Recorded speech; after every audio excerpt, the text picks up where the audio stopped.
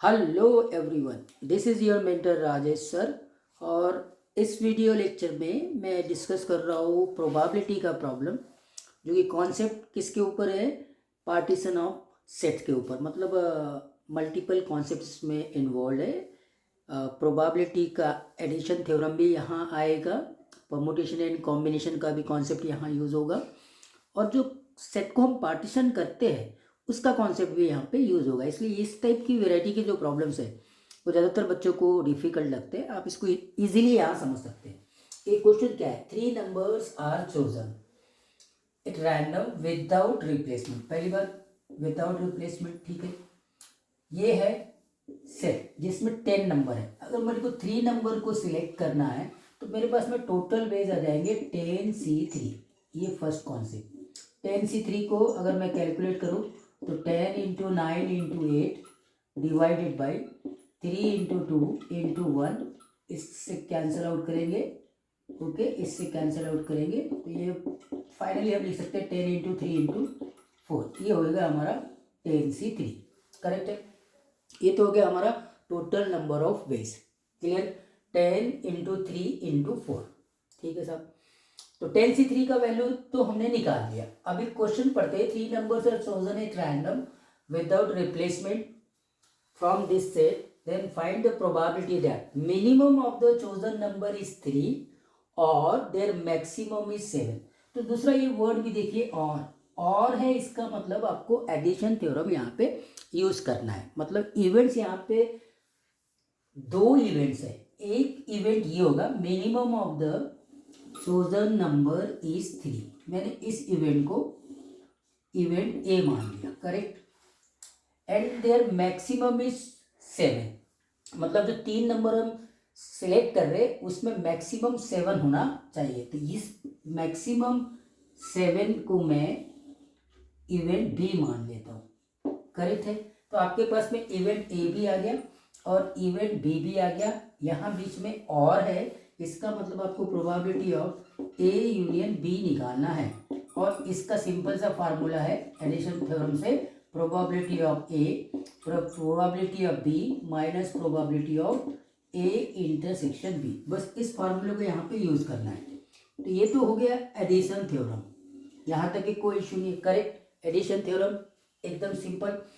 10C3 total number of ways of selecting 3 numbers from these 10 distinct number, that is 10 into 3 into 4। Finally मैंने यहाँ पे इसको इतना calculate करके रख लिया है। अभी आता है कि ये प्रोबेबिलिटी ऑफ ए कैसे हम निकालेंगे। ए इवेंट मैंने क्या माना है कि 3 नंबर में से जो मिनिमम नंबर है वो 3 है। अब ये कैसे हम आइडेंटिफाई करेंगे कि प्रोबेबिलिटी ऑफ ए को निकालना है, जिसमें 3 नंबर सिलेक्ट कर रहे हो और 3 में से एक मिनिमम जो नंबर होगा वो 3 होगा, उससे छोटा नहीं हो सकता। मतलब 1 और 2 नहीं हो सकते, 3 ही नंबर होगा। फिर उसके बाद में जो 4 5 6 7 8 9 और 10 है उनमें से कोई भी 2 नंबर आएंगे। तो जैसा मैंने अभी आपको बताया, एक्सप्लेन किया, उसी हिसाब से आपको सेट को पार्टीशन करना है। तो पार्टीशन कैसे करेंगे इस सेट को? इस सेट को हमने पार्टीशन कर देना है। पहला तो एक बना लेना है 1 2 3 का। करेक्ट। यूनियन, फिर ये 4 5 6 7 8 9 और 10। ये मैंने क्या किया, सेट को पार्टीशन कर दिया। ये हो गया पार्टीशन ऑफ सेट। तो यहां से मेरे को 3 को ले लेना है। एक नंबर यहां से ले लिया, वो एक ही तरीका होगा। मेनली मेरे पास में यहां से अब 2 नंबर ले लेना है। तो यहाँ पे 1 2 3 4 5 6 7 है। 7 में से किसी 2 नंबर को सिलेक्ट करने का जो वे होता है वो 7C2 होता है। करेक्ट है। यहाँ तक भी बिल्कुल बात क्लियर है। तो मेरे पास में प्रोबेबिलिटी ऑफ ए आ गया। प्रोबेबिलिटी ऑफ ए फाइनली मैं लिख सकता हूँ 7C2 by 10C3। 10C3 total number of ways of selecting 3 numbers from this 10 distinct number है। और जो इवेंट ए है वो एक कंडीशन है कि इन 3 नंबरों में से एक नंबर जो है वो मिनिमम 3 होना चाहिए, उससे नीचे नहीं होना चाहिए। तो इसीलिए 7C2 10C3 इसको आप कैलकुलेट कर लेंगे। तो जब आप इसको कैलकुलेट करते हैं तो ये आपके पास में रहता है 7/40। बहुत इजीली अब आप कैलकुलेट कर लेंगे। 10C3 ऑलरेडी मैंने यहाँ पे कैलकुलेट करके बताया है, उसी प्रकार से आप 7C2 को कैलकुलेट करेंगे तो ये 21 आ जाएगा। करेक्ट है कि नहीं? हाँ, 7C2 7 × 6 21 आ जाएगा। 21 को हमने इससे डिवाइड कर लेना है 10 × 3 × 4 से। करेक्ट, ऐसे लिख देता हूँ मैं, 21 डिवाइडेड बाई 10 × 3 × 4। आप देखेंगे ये 7 से कट जाएगा, फाइनली 7/40। ये आपका प्रोबेबिलिटी ऑफ ए आ गया।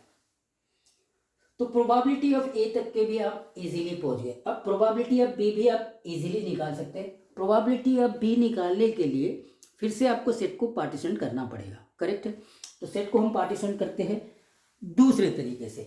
अब आपको क्या चाहिए, मैक्सिमम 7 चाहिए, फिर जो दो नंबर है वो 7 से छोटे होने चाहिए। तो एक काम कर लो, एक बार सेट को इस प्रकार से 7 8 9 10, ये एक सेट हो गया, और दूसरा सेट 1 2 3 4 5 और 6, या इस प्रकार से मैंने इस बार सेट को पार्टीशन किया।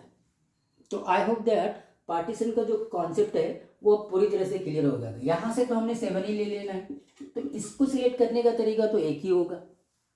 अब बचे हुए इन नंबरों में से जो कि टोटल 6 है, यहाँ से मेरे को 2 नंबर सिलेक्ट करना है, तो उसका तरीका होता है 6C2। करेक्ट है, तो अब प्रोबेबिलिटी ऑफ बी भी आ गई। तो प्रोबेबिलिटी ऑफ बी आपकी क्या होगी वो भी देख लेते हैं। तो मैं कहाँ लिखूँ प्रोबेबिलिटी ऑफ बी, यहाँ लिख देता हूँ। ठीक है, तो प्रोबेबिलिटी ऑफ बी ये हो जाएगा आपका 6C2 डिवाइडेड बाई 10C3, और जब आप इसको कैलकुलेट करेंगे इसी तरीके से तो ये आ जाएगा 1/8। ठीक है, प्रोबेबिलिटी ऑफ ए आ गया था 7/40, और प्रोबेबिलिटी ऑफ बी आ गया 1/8। यहाँ तक भी बात क्लियर है। अब हम आते हैं फाइनली ए इंटरसेक्शन बी को। अब ए इंटरसेक्शन बी इवेंट कैसा बनेगा, ए क्या है, minimum of the chosen number is 3, B event क्या है, maximum of the chosen number is 7, और आप टोटल कितने नंबर सिलेक्ट कर रहे हैं, 3 नंबर सिलेक्ट कर रहे हैं। तो उनमें से एक 3 होना चाहिए और एक 7 होना चाहिए। अब 3 मिनिमम होना चाहिए, 7 मैक्सिमम होना चाहिए, तो ओबियसली अब आपको एक ही नंबर को सिलेक्ट करना है, और वो नंबर भी 3 से बड़ा होगा लेकिन 7 से छोटा होगा। तो वो 4 हो सकता है या 5 हो सकता है या 6 हो सकता है। करेक्ट है, मतलब 3 तरीके हैं आपके उसको सिलेक्ट करने के। तो आप स्ट्रेट फॉरवर्ड अब 4 5 6 में से एक नंबर को सिलेक्ट करना है। एक नंबर को चूज करने का तरीका मेरे पास में स्ट्रेट फॉरवर्ड 3 लिख दो या 3C1 भी लिख दो, एक ही बात है। करेक्ट, क्योंकि एक नंबर ऑलरेडी आपने 3 सिलेक्ट कर लिया है। इस बार क्या किया, सेट को आपने 3 सबसेट में पार्टीशन किया है, जिसमें एक में आ गया 1 2 3, एक में आ गया 4 5 6, और तीसरे में आ गया 7 8 9 और 10। 7 8 9 10 में से 7 ले लिया, एक ही तरीका होगा। 1 2 3 में से 3 ले लिया, उसका भी एक ही तरीका होगा। अब आपके पास में 4 5 6 में से एक लेना है। उसको लेने के तरीके या तो 4 हो सकता है या 5 हो सकता है या 6 हो सकता है, मतलब आपके पास में वो 3 तरीके होंगे। तो probability of A intersection B भी आ गया। ये कितना आया, ये अभी अभी मैंने कैलकुलेट किया 3/, ठीक है 3, आपके पास में टोटल 3 है, और ये वाला ये तो यही है ना, तो ये तो 10 × 3 × 4 ये करूँगा तो ये एक्चुअली में 1/40 आ जाएगा, ये आ जाएगा 1/40। करेक्ट, ठीक है, ओके। तो यहाँ पर ये कैलकुलेट किया था हमने कितना, 7/40।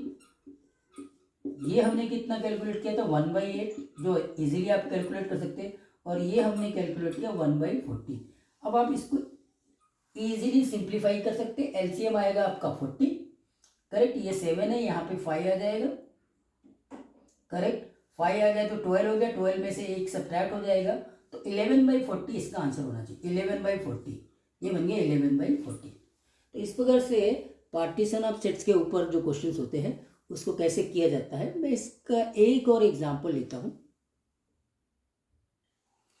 और अब इस क्वेश्चंस को देखना तो आपके पार्टीशन ऑफ सेट का कॉन्सेप्ट पूरी तरह से क्लियर हो जाएगा। लेकिन इसमें आपको थोड़ा सा परमुटेशन एंड कॉम्बिनेशन के कॉन्सेप्ट को ज़्यादा समझने की ज़रूरत पड़ेगी, क्योंकि क्या है कि आपने अभी जो प्रॉब्लम किया है वो एडिशन थ्योरम साथ में परमुटेशन एंड कॉम्बिनेशन भी था, ठीक है ना, और पार्टीशन ऑफ सेट का कॉन्सेप्ट भी था। यहाँ पे पार्टीशन ऑफ सेट के साथ आपको समझना है क्वेश्चन को। देखिए क्या है, 2 numbers are selected at random।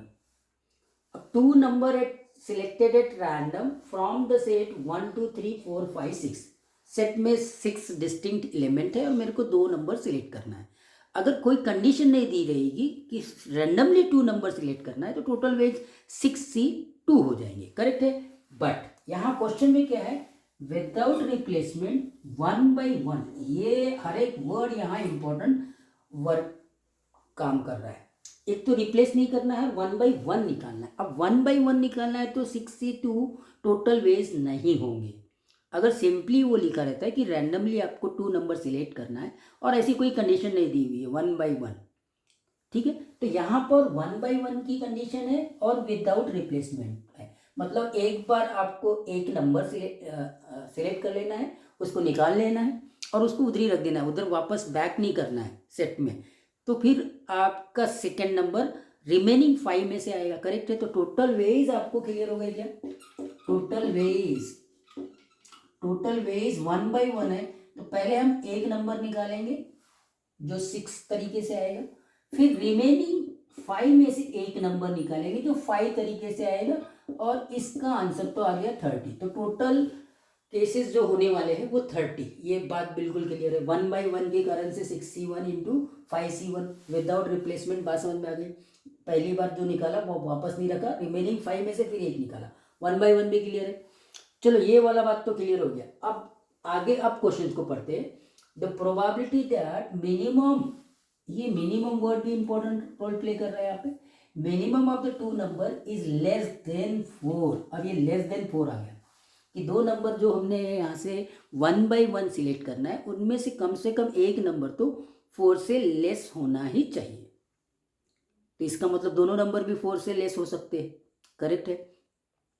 तो अब एक नंबर 4 से लेस होना चाहिए और एक नंबर 4 से ज़्यादा होना चाहिए।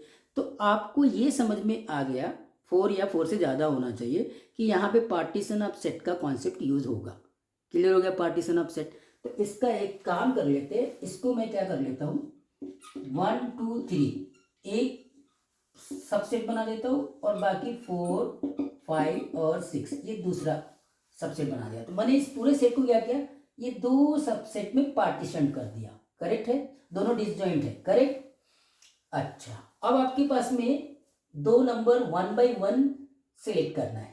एक नंबर यहां से सिलेक्ट कर लो तो वो या तो 1 होगा या 2 होगा या 3 होगा जो ऑटोमेटिकली 4 से कम होगा, करेक्ट। एक यहाँ से सिलेक्ट करेंगे और एक वहाँ से सिलेक्ट करेंगे।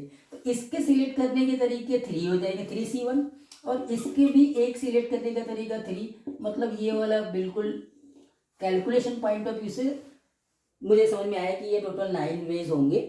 बस मुझे यहाँ पे वेटेज देना था कि मैंने सेट को कैसे पार्टीशन करना है, करेक्ट। लेकिन अब ये भी बात है यार, ये हम 1 by 1 की बात कर रहा है। तो जब आपने ये सेट को पार्टीशन किया है तो अब ये 1 by 1 का कॉन्सेप्ट में भी एक ट्विस्ट आ गया।